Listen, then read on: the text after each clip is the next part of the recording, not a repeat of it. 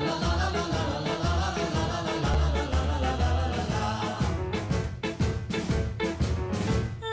lucky, lucky me, I'm a lucky son of a gun. I work 8 hours, I sleep 8 hours, and leave 8 hours for fun. Lucky, lucky, lucky me, even though I haven't a dime. I laugh and play in a carefree way, and I have a wonderful time. I smile at the sun, and when daylight is done, every evening is loaded with charms. I wish on the moon, and I whistle a tune, and I dream of a boy in my arms. Lucky, lucky, lucky me, you can kiss your worries goodbye. Though life's a chuckle and lady luck, or maybe you as lucky as I. Lucky, lucky, lucky me, I'm a lucky son of a gun. I work 8 hours, I sleep 8 hours, that leaves 8 hours for fun.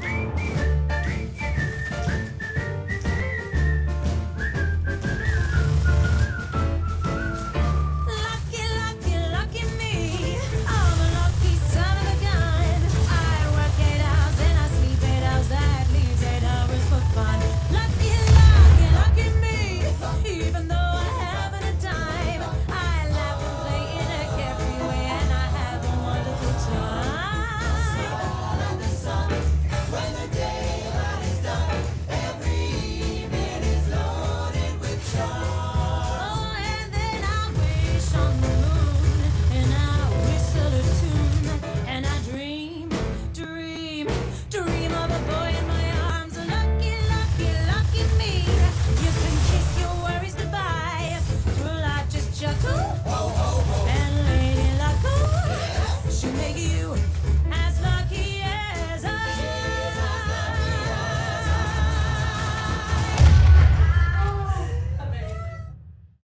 Hello fellow pilots, I'm Major Payne and this is another episode of How to Play, and today I'm gonna talk about new premium Tier 9 multi-role fighter, American F-84G Thunderjet. Currently available in sets of mission. I already finished these missions, and today I also finished a specialist configuration for that plane, actually half of specialist configuration, other half I was using my tokens to finish, so anyway, I have the specialist configuration. Let's go through the parameters first, and then I will talk more about effectiveness, how to be most effective in the battles, how to use this machine properly, and of course at some point I'm going to show you my build and pilot skills. So let's start as usually with guns. We have 6 12.7mm machine guns, cumulative damage 576, range of fire 660 meters, rate of fire 1200 rounds per minute. Auto-aim angle for those machine guns is 4 degrees, and dispersion angle is 0.75 degrees. Bombs and rockets are very interesting here, that's the most exciting part, I guess. So we have 20 rockets, which is amazing amount. Cumulative damage of these rockets is 30,000. Resupply time is 120 seconds, that can actually be reduced with equipment down to 93 seconds.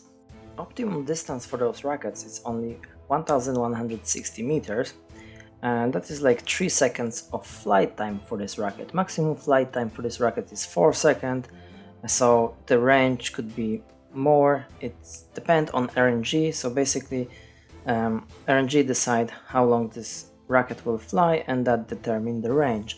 So if you want to achieve the maximum damage, the distance from which you have to fire this rocket cannot be greater than 1160 meters. Everything beyond that, it's a risk that you're not gonna achieve the full amount of damage on ground target. And this is of course not much, specifically when you have 20 of these rockets, you're not gonna be able to use them all in a dive.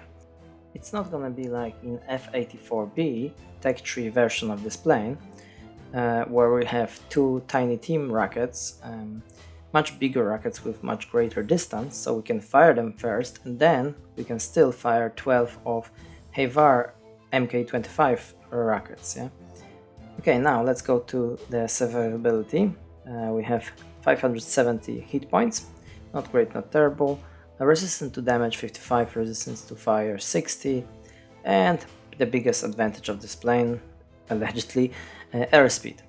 So cruise speed we have 478, boost speed 925 km/h, boost duration 20 seconds, that's okay. Maximum dive speed is 1050 km/h, which is basically the top speed of this plane, of course.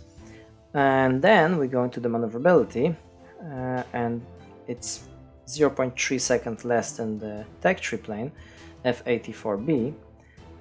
So in here we have average turn time 11.1 second, rate of roll 110 degrees per second, minimum optimum speed 300 km per hour, and maximum optimum speed 750 km per hour, and of course stall speed 220. So slightly less maneuverable plane than the Tech Tree one. Instead of this we have more speed.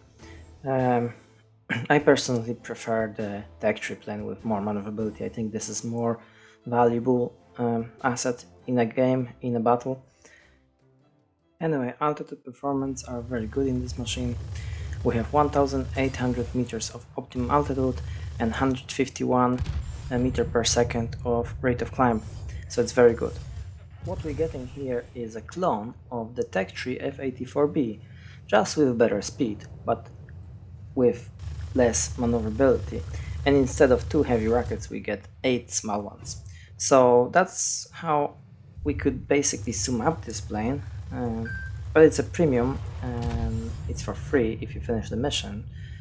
Tier 9, fairly capable we should say, so I wouldn't complain that much about this machine, yeah? And I wouldn't call it bad, but also definitely it's not gonna be overpowered. But that's good, that's what we would like to see in a game. We want to see more balanced premium plane added to the game, not grossly overpowered, yeah? So my prediction here is that it's not gonna be a popular plane. After a while we are gonna see this plane very rarely. I personally prefer the Tech Tree version of this plane with maneuverability, which is more helpful during the battle and give me more capabilities dogfighting, few more light fighters. On the other side, the speed of F-84B does not give me a confidence that I can disengage from dogfight with light fighters. It's just not enough speed. It's fast, but its acceleration and cruise speed, it's not enough. So most of the light fighter is going to be a big problem for us. We don't have answer, insufficient maneuverability, insufficient speed, and that's it. So basically we need to avoid majority of the light fighters, I would say. I mean, sometimes we're gonna be able to disengage, or another time we can outmaneuver enemy light fighter. We still have more HP because we are multi-war fighters, so we can try to go head on and then 2-circle fight, and we can come on top quite often, yeah? In terms of tactic and effectiveness, the main thing is capturing sectors, which is basically the most important thing for most of the multi-war fighters, not only for this one. So capturing sectors, and we have quite a lot of tools to do it, so that's the good part of this plane. So he's very well equipped. 20 rockets give a lot of capabilities. We can go after those strategic sectors, including the mining plant. So rocket bases, command centers, all these sectors should be our priority. And what you see here is example how I'm taking over the mining plant without special pilot, and of course on standard consumables. So basically we destroy those 2 targets for 50 points and then main building for 80 points.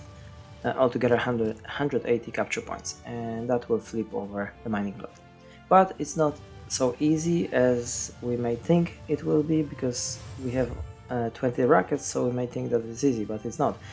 Those rockets have only 30 meters of radius, and we waste some of the damage of those rockets, unfortunately. And so if you want to do that quickly, I would suggest to have few practice on training room. And during the battle, usually that's much easier. That's why I'm doing that on training room here, because during the battle there's barely any mining plant which has not been attacked by my allies. So it's much easier because some of those capture points have been already done in mining plant, some of the targets are damaged, and so on. Not to mention that sometimes they are aerial target over those mining plants, yeah?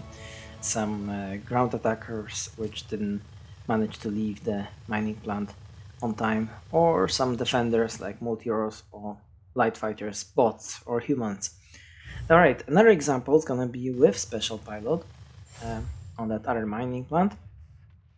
And so Mary Lovenheart with special skill, which is activated just when we cross above 600 km per hour, more or less. And basically that causes double damage to the ground targets if we are in a dive and this skill is activated. Description of this skill is a bit confusing because it says that you need to be close to your maximum speed in a steep dive, 45 degrees, but it doesn't seem to be the true because we only have to be in this dive, and then like 600 km per hour for this plane is not even maximum optimum speed, not to mention maximum speed, and skill is working. Yeah, here those examples are not my best, of course. You can do it much better, much faster. I'm sure about that. It's a matter of practice. And yeah, but that's the main tactic for you, is to keep an eye on those strategic sectors like rocket base, command center, and of course mining plant. So that should be your priority. Go help your team with mining plant, or even sneak behind enemy line and flip over that mining plant yourself, and that's gonna be a great boost for your team. Now let's get back to dogfighting with enemy light fighters, and this example here show perfectly how this dogfighting with good light fighters is so difficult. So I'm trying to do here, I'm trying to leave this sector. So if I'm gonna take a fight, I don't want to be over the sector because most likely I'm not gonna survive that. Yeah. So we're trying to drag this light fighter out of the sector, and then you can try your thing. Yeah. If he's smart, he's not gonna go head on. He go into the turn fight, and we are in big trouble. So always try to send some bots, send your teammate to help you with this guy. But the main thing, of course, is to avoid the dogfight. But sometimes you can't. Like in this case, I was flying from that mining plant, and what I could go around and go for this garrison, but I prefer to just help my team in the middle, even if I just drag this vampire out of the sector and I managed to destroy the repair unit. Yeah. In here, another example.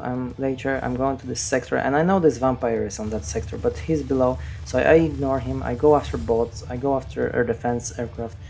Main thing is to flip over the sector, not dogfight. So dogfight is now, that's fine because nothing else left here. You can do it, but not before you take over the sector. So always focus on taking over the sector, and dogfight is the last result, last stand. Yeah. And I keep sending bots to help in this situation, and quite often you may actually count on some help bot or player can give you a hand, like in this case. Right, time for equipment now, I would say. So that's my equipment. On first slot, gyroscopic sight with bonus characteristic to increase chance of fire, critical damage and accuracy. On second slot, I prefer to have lightweight wing to increase maneuverability. I did try some other stuff like polished skin and reinforced airframe, also worked for me, but at the end I believe the extra maneuverability is much more useful basically. So on engine, high-speed gas turbine, not surprise here, I would say. Yeah. And very standard equipment for me on many light fighters and multi-role fighters. Main reason behind it is of course acceleration. What I need from this plane is to accelerate quickly, and so I can disengage from light fighters which I cannot outmaneuver. That sort of things. Yeah. Not always work, but at least give me a chance. Yeah. Now on guns, I'm using long gun barrels. That may be surprising, but the range of the machine guns is very limited. Like 660 meters is not much, so I like to increase that. And also another option is also to use the gas operation action to increase the firepower, but I'm choosing the long gun barrels. I think it's much more useful when I'm chasing someone to have this extra few meters, or in a head-on attack also. And of course, strength hardpoints with bonus characteristic to increase the rocket reload time. Alright, now for the pilot, I'm using here premium pilot, but if you don't have the premium one and you use standard one, then basic skills like aerobatic expert, aerodynamic expert, resilience, that's must have at the beginning, and from there you depend what you need. If you want to increase your accuracy, then maximum 1 and 2. If you want to increase the speed, then engine guru 1 and 2. Alright, so time to sum up. F-84G is a fairly good plane, definitely not overpowered, but it's good specifically for earning silver in-game currency. It's a tier 9 multi-role, so unfortunately it requires a lot of skills and quite a lot of knowledge how to capture sectors, not for beginners. But if you can get it for free instead of mission, I definitely recommend you to go for it. It's a nice plane, but I would say it's not so nice to spend this crazy money for it, because the price is absolutely out of the blue. I don't know where the World of Warplanes team taking those prices, probably out of the moon. The money you need to pay for certificates are insane. But look, if you don't have time or money, don't worry, because we have almost identical plane in a tech tree. So we have a tier 9 F-84B. I would even say that it's even better because have better maneuverability, different sets of rockets, but fairly good plane. The only difference is that it's not premium. Alright, guys, I think that's it in this video.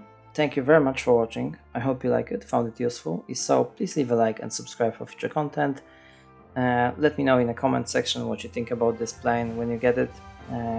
And of course, as usually, pilots, see you in the next one. Take care.